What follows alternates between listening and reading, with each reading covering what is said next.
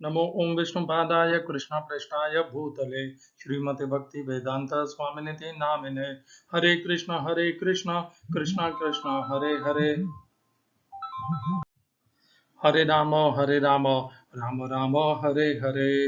श्रील ऐसी भक्ति वेदांत स्वामी प्रभुपाद की जय। आचार्य महात्मा गांधी जी की जय। भगवद गीता 2020 में आपका स्वागत है। आज भगवान की कृपा से कल हमने 8वें अध्याय तक की चर्चा पूर्ण कर ली है, और जिस प्रकार से ये चर्चा 8 अध्याय की पूर्ण हुई है, भगवान की कृपा से भगवद गीता का एक प्रमाणित सार गीता 2020 है। यह मैं एकदम सत्यता और प्रतिबद्धता से कह सकता हूँ। आगे ही हम इसी प्रामाणिकता से करते रहें, सत्यता से करते रहें। मन में कोई लोभ प्रलोभन नहीं आए कि हम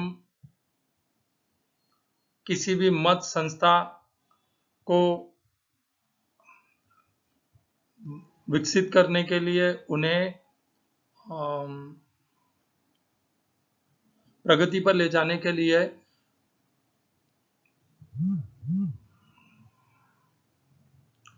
भगवद गीता के ज्ञान को, उपदेश को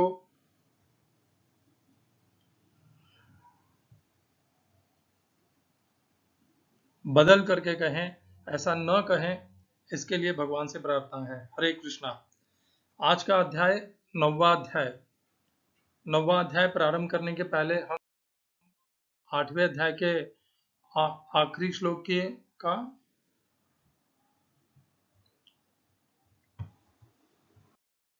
8वें अध्याय के आखिरी श्लोक का पुनर्कथन कर लेते हैं।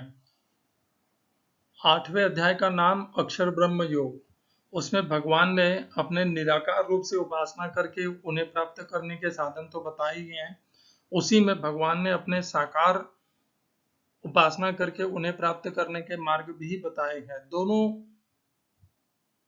परस्पर एक के बाद एक के पश्चात एक बताए गए हैं। भगवान के ये उससे देख करके यह प्रतीत होता है कि भगवान के मन में ऐसा कोई भाव नहीं है कि निर्गुण निराकार की उपासना मुझे प्राप्त नहीं करेंगे और सगुण साकार वाले ही मुझे प्राप्त करेंगे। एक उपासना का मार्ग निम्न है और दूसरा श्रेष्ठ है, ऐसा भगवान तो नहीं कहते।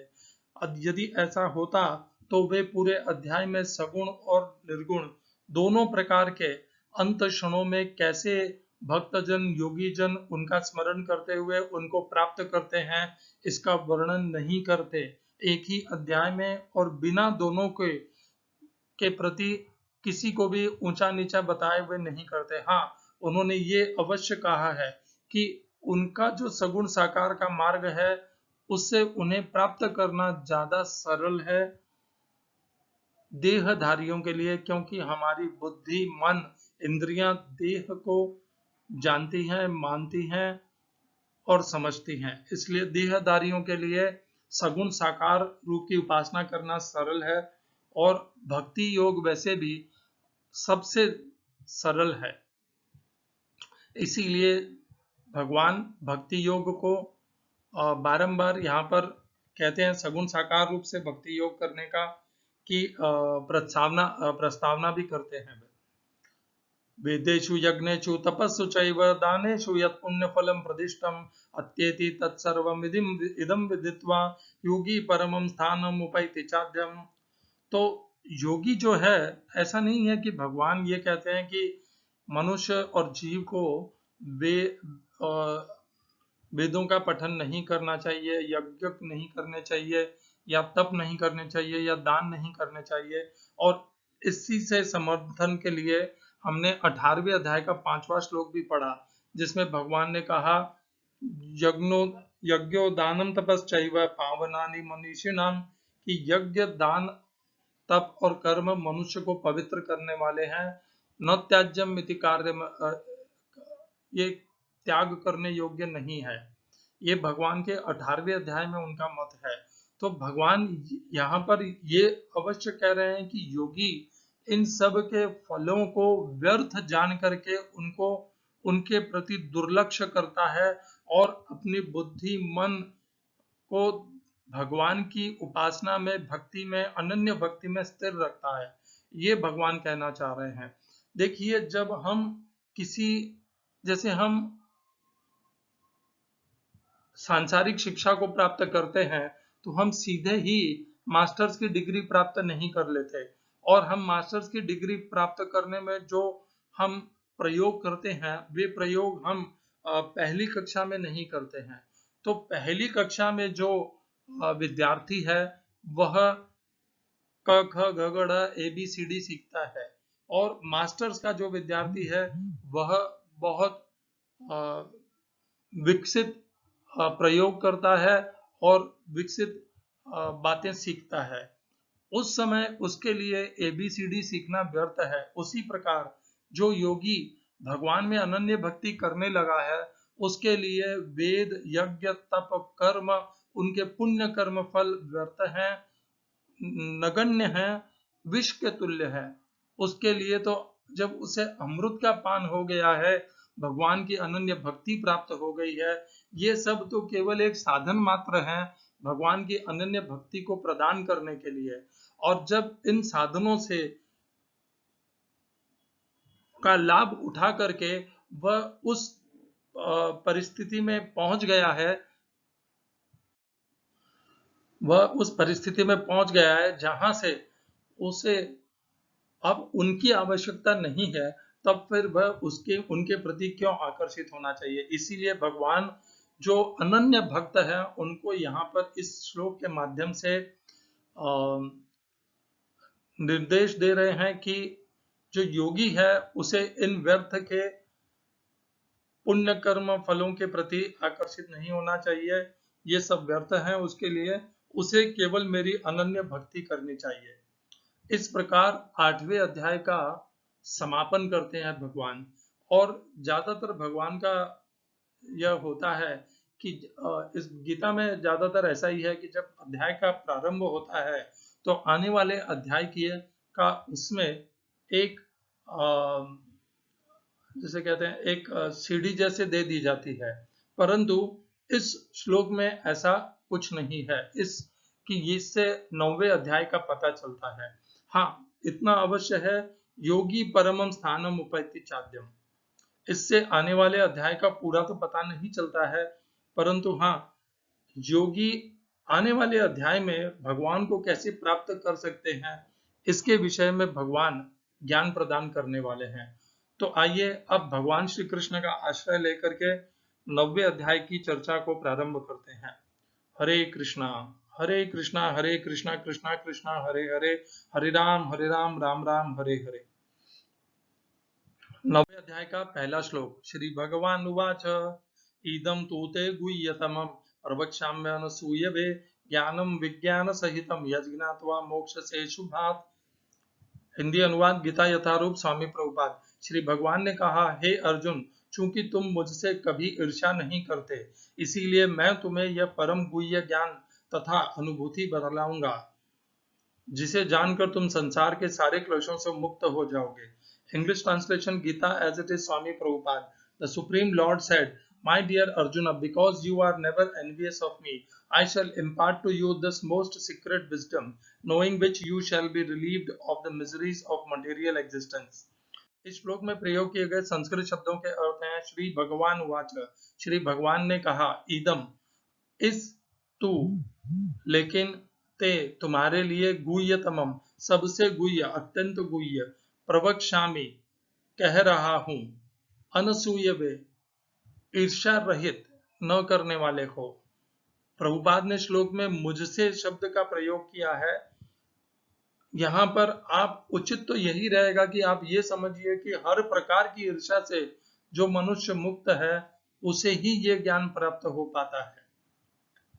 यदि हम किसी दूसरे मनुष्य के प्रति भी ईर्ष्या रखते हैं तो यह परम गुह्य और पवित्र ज्ञान हमारे भीतर प्रकाशित नहीं हो पाएगा। हम इसे करोड़ों बार भी पढ़ लेंगे तब भी वह हमारे भीतर प्रकाशित नहीं हो पाएगा। क्यों? क्योंकि दूसरों से ईर्ष्या करना, द्वेष करना, ये भक्ति को गिराते हैं। अद्वेष्टा सर्वभूतानाम। 12वें अध्याय में भगवान जहां से अपने भक्त के लक्षण बताते हैं उसमें सबसे पहला लक्षण ही यही है, अद्वेष्टा सर्वभूतानाम। भगवान ये नहीं कहते अनसूय वे केवल मेरे प्रति, नहीं, सभी भूत प्राणियों के प्रति अद्वेष होना चाहिए तुम में। तो ये जो अनसूय वे है, ईर्ष्या न करने वाला, न करने का स्वभाव, वह समस्त भूत प्राणियों के प्रति होना चाहिए। दूसरी पंक्ति, ज्ञानम, ज्ञानम, ज्ञान को विज्ञान अनुभूत ज्ञान सहितम, सहित यत, जिसे ज्ञातवा जानकर मोक्ष से मुक्त हो सकोगे, अशुभात, अशुभ से, इस कष्टमय संसार से। इस श्लोक का तात्पर्य गीता यथारूप स्वामी प्रभुपाद के द्वारा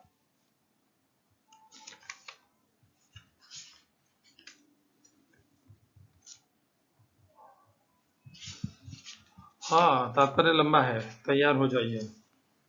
जो जो भक्त भगवान के विषयों में अधिकाधिक सुनता है, त्यों त्यों वह आत्म प्रकाशित होता जाता है। यह श्रवण विधि श्रीमद् भागवत में इस प्रकार अनुमोदित है। भगवान के संदेश शक्तियों से पूरित होते हैं, जिनकी अनुभूति तभी होती है जब भक्तजन भगवान संबंधी कथाओं की परस्पर चर्चा करते हैं। इसे मनोधर्मियों या विद्यालयीन विद्वानों के सानिध्य से नहीं प्राप्त किया जा सकता, क्योंकि यह अनुभूत ज्ञान विज्ञान है। भक्तगण परमेश्वर की सेवा में निरंतर लगे रहते हैं। भगवान उस जीव विशेष की मानसिकता तथा निष्ठा से अवगत रहते हैं जो कृष्ण भावना भावित होता है, और उसे ही वे भक्तों के सानिध्य में कृष्ण विद्या को समझने की बुद्धि प्रदान करते हैं। कृष्ण की चर्चा अत्यंत शक्तिशाली है, और यदि सौभाग्यवश किसी को ऐसी संगति प्राप्त हो जाए और वह इस ज्ञान को आत्मसात करे, तो वह आत्म साक्षात्कार की दिशा में अवश्य प्रगति करेगा। कृष्ण अर्जुन को अपनी अलौकिक सेवा में उच्च से उच्चतर स्तर तक उत्साहित करने के उद्देश्य से इस 9वें अध्याय में उसे परम गुह्य बातें बताते हैं, जिन्हें इसके पूर्व उन्होंने अन्य किसी से प्रकट नहीं किया था। भगवद गीता का प्रथम अध्याय शेष ग्रंथ की भूमिका जैसा है। द्वितीय तथा तृतीय अध्याय में जिस आध्यात्मिक ज्ञान का वर्णन हुआ है वह गुह्य कहा गया है। 7वें तथा 8वें अध्याय में जिन विषयों की विवेचना हुई है वे भक्ति से संबंधित हैं और कृष्ण भावनामृत पर प्रकाश डालने के कारण गुह्यतर कहे गए हैं। किंतु 9वें अध्याय में तो अनन्य शुद्ध भक्ति का ही वर्णन हुआ है। फलस्वरूप यह परम गुह्य कहा गया है। जिसे कृष्ण का यह परम गुह्य ज्ञान प्राप्त है वह दिव्य पुरुष है, अतः इस संसार में रहते हुए भी उसे भौतिक क्लेश नहीं सताते। भक्ति रसामृत सिंधु में कहा गया है कि जिसमें भगवान की प्रेमा भक्ति करने की उत्कृष्ट इच्छा होती है, वह भले ही इस जगत में बद्ध अवस्था में रहता हो, किंतु उसे मुक्त मानना चाहिए। इसी प्रकार भगवद गीता के 10वें अध्याय में हम देखेंगे कि जो भी इस प्रकार लगा रहता है वह मुक्त पुरुष है। इस प्रथम श्लोक का विशिष्ट महत्व है। इदम ज्ञानम, यह ज्ञान शुद्ध शब्द शुद्ध भक्ति के द्योतक हैं, जो 9 प्रकार की होती है: श्रवण, कीर्तन, स्मरण, पाद सेवन, अर्चन, वंदन, दास्य, सख्य और आत्मसमर्पण। भक्ति के इन 9 तत्वों का अभ्यास करने से मनुष्य आध्यात्मिक चेतना अथवा कृष्ण भावनामृत तक उठ पाता है। इस प्रकार जब मनुष्य का हृदय भौतिक कलमश से शुद्ध हो जाता है तो वह कृष्ण विद्या को समझ सकता है। केवल यह जान लेना कि जीव भौतिक नहीं है पर्याप्त नहीं होता। यह तो आत्मानुभूति का शुभारंभ हो सकता है, किंतु उस मनुष्य को शरीर के कार्यों तथा उस भक्त के आध्यात्मिक कार्यों के अंतर को समझना होगा, जो यह जानता है कि वह शरीर नहीं है। 7वें अध्याय में भगवान की ऐश्वर्यमयी शक्ति, उनकी विभिन्न शक्तियां परा तथा अपरा तथा इस भौतिक जगत का वर्णन किया जा चुका है। अब 9वें अध्याय में भगवान की महिमा का वर्णन किया जाएगा। इस श्लोक का अनुसूयवे शब्द भी अत्यंत महत्वपूर्ण है। सामान्यतया बड़े से बड़े विद्वान भाष्यकार भी भगवान कृष्ण से ईर्ष्या करते हैं। यहाँ तक कि बहुश्रुत विद्वान भी भगवद गीता के विषय में अशुद्ध व्याख्या करते हैं। चूंकि वे कृष्ण के प्रति ईर्ष्या रखते हैं, अतः उनकी टीकाएं व्यर्थ होती हैं। केवल कृष्ण भक्तों द्वारा दी की गई टीकाएं ही प्रामाणिक है। कोई भी ऐसा व्यक्ति जो कृष्ण के प्रति ईर्ष्यालु है, न तो भगवद गीता की व्याख्या कर सकता है, न पूर्ण ज्ञान प्रदान कर सकता है, न व्यक्ति कृष्ण को जाने बिना उनके चरित्र की आलोचना करता है। जो व्यक्ति कृष्ण को जाने बिना उनके चरित्र की आलोचना करता है वह मूर्ख है। अतः ऐसी टीकाओं से सावधान रहना चाहिए। जो व्यक्ति यह समझते हैं कि कृष्ण भगवान है और शुद्ध तथा दिव्य पुरुष हैं, उनके लिए वे अध्याय लाभप्रद होंगे। ओम अज्ञानतिमिरन्धस्य ज्ञानांजनशलाकया चक्षुरुन्मिलितं येन तस्मै श्री गुरुवे नमः। एकं शास्त्रं देवकी पुत्र गीतम्, एको देवो देवकी पुत्र एव, एको मंत्रस्तस्य नामानि यानि, कर्माप्येकं तस्य देवस्य सेवा। हरे कृष्णा। हे प्रभु, नौवा अध्याय अत्यंत गुह्य, अत्यंत रहस्यमय है और राज विद्या राजगुह्य यह अध्याय है। इसका रहस्य आप इस चर्चा को सुनने वाले समस्त भक्तों के लिए प्रकट कीजिएगा। हरे कृष्णा। तो भगवान ने इस अध्याय के प्रारंभ में ही इस अध्याय में क्या वे विशेष उपदेश देने वाले हैं आगे आने वाले श्लोकों में, उसका यहाँ पर हमें चिन्ह दे दिया है। इदम तू ते गुह्यतमं प्रवक्ष्याम्य अनसूयवे। मैं अब तुझे सबसे रहस्यमय, गुह्यतमम उत्तम, गुह्यतमम सबसे अत्यंत गुह्य, वह मैं तुझे ज्ञान प्रदान करने वाला हूं। वह कहूंगा, पर वह क्या है? वह है ज्ञान और विज्ञान सहितम। ज्ञान और विज्ञान के सहित कहूंगा। ये नहीं है कि केवल श्लोकों को अध्ययन करना है, उनकी चर्चा सुननी है।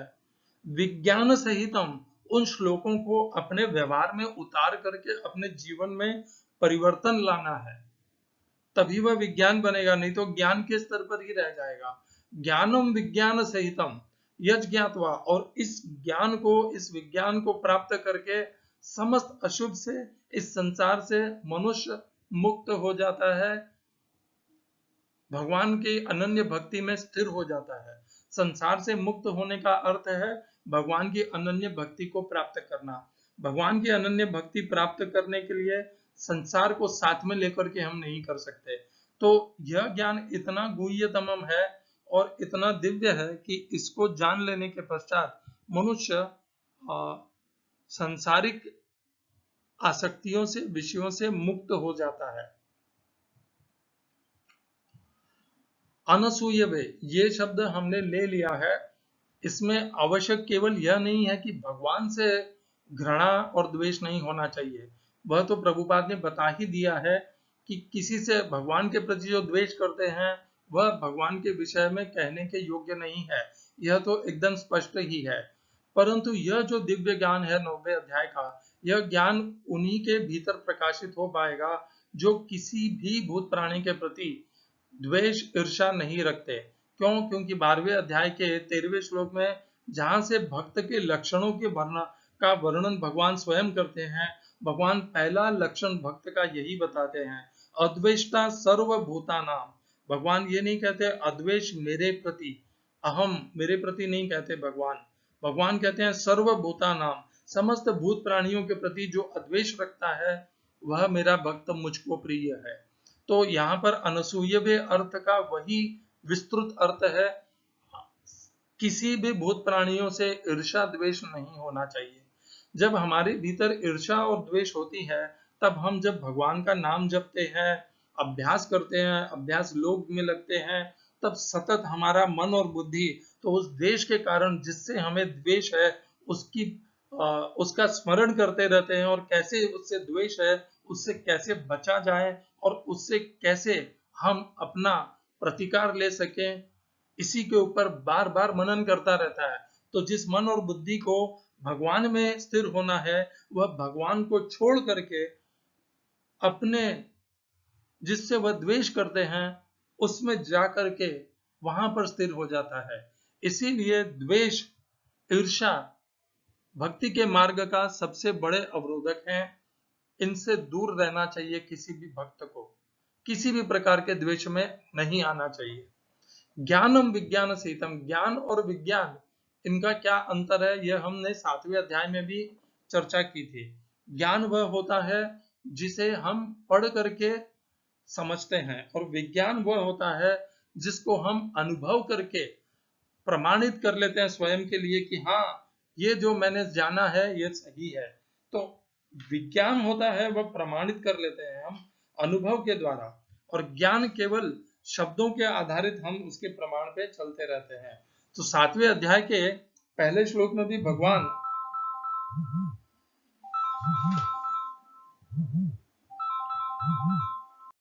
7वें अध्याय के दूसरे श्लोक में भी भगवान ऐसा ही कहते हैं, ज्ञानम तेहम स विज्ञानम इदम वक्ष्याम्य शेषतः यज्ञात्वा नेह भूयो न ज्ञातव्यम अवशिष्यते। ज्ञानम तेहम स विज्ञानम इदम वक्ष्यामि अशेषतः। भगवान 7वें अध्याय में भी ज्ञान को विज्ञान सहित ही कहते हैं, और 9वें अध्याय में भी भगवान वही हमें आश्वासन दे रहे हैं कि मैं ज्ञान कहूंगा, विज्ञान के सहित वह उस ज्ञान को कहूंगा, और उसे प्राप्त करके तुम समस्त अशुभ आसक्तियों से, विषयों से मुक्त हो जाओगे। इस अध्याय का नाम राज विद्या राजगुह्य योग, राज विद्या इसलिए है क्योंकि ये समस्त विद्याओं की राजा है। सबसे ज्यादा राजगुह्य, ये सबसे ज्यादा गोपनीय ज्ञान है भगवान के विषय का। किसके विषय का? भगवान के विषय का। ये जो ज्ञान है ये समस्त ज्ञानों का राजा भी है 9वां अध्याय, और सबसे ज्यादा गोपनीय भी है। वैसे तो भगवत गीता को भी भगवान ने 4थे अध्याय से ही कहा कि मैं ये ज्ञान केवल मेरे भक्तों में ही प्रदान करता हूँ, मेरे भक्तों के सिवाय अन्य लोगों को मैं मनोभूत प्राणियों को मैं प्रदान करता नहीं हूँ। तो भगवत गीता वैसे भी रहस्यमयी तो है ही, हर एक के लिए यह प्राप्त भी नहीं है। भगवान 4थे अध्याय में कहते हैं, इमं विवस्वते योगम प्रोक्तवान अहम अव्ययम विवस्वान मनवे प्राहो मनुरिक्ष्वाकवे ब्रवीत एवं परंपरा प्राप्तम इमं राजर्षयो विदु स काले नेह महता योगो नष्ट परंतप। भगवान कैसे चुन करके विशेष लोगों को ये ज्ञान प्रदान करते हैं। आप भी और मैं भी, हम भी हर्षित हो सकते हैं इस बात को जान करके कि जिस ज्ञान को भगवान ऐसे विशेष देवताओं और मनुष्यों और भूत प्राणियों में प्रदान करते हैं। विवस्वान मनु इक्ष्वाकु को जो ज्ञान मिला, वही ज्ञान हमें भगवान के श्रीमुख से, भगवत गीता का वही ज्ञान हमें भी प्राप्त हो रहा है। कुछ न कुछ तो हमारे भी पुण्य कर्म फल है, जिसके कारण भगवान ने हमें भगवत गीता के इस दिव्य ज्ञान को प्राप्त करने के योग्य समझा है, और योग्य हमें इस चर्चा में सम्मिलित होने का भगवान ने सुअवसर हमारे जीवन काल में प्रदान किया है। इस प्रकार इस सुअवसर को जान करके हमें इसका पूरा पूरा लाभ उठाना चाहिए। बहुत कम मनुष्य होते हैं जो भगवत गीता का आश्रय ले पाते हैं। मनुष्याणाम सहस्रेषु कश्चिद यतति सिद्धये यततामपि सिद्धानाम कश्चिन माम वेत्ति तत्वतः। इस श्लोक को यहीं पे इसी चर्चा के साथ कि हम आने वाले इस 9वें अध्याय में 34 श्लोक हैं, इन 34 श्लोकों में हम भगवान द्वारा प्रदान किए गए सबसे गुह्य ज्ञान को, सबसे परम ज्ञान को प्राप्त करेंगे। इस हर्ष के साथ इस श्लोक को यहीं इसकी चर्चा को समाप्त करते हैं। हरे कृष्णा। श्रील एसी भक्ति वेदांत स्वामी प्रभुपाद की जय। आचार्य महात्मा गांधी जी की जय।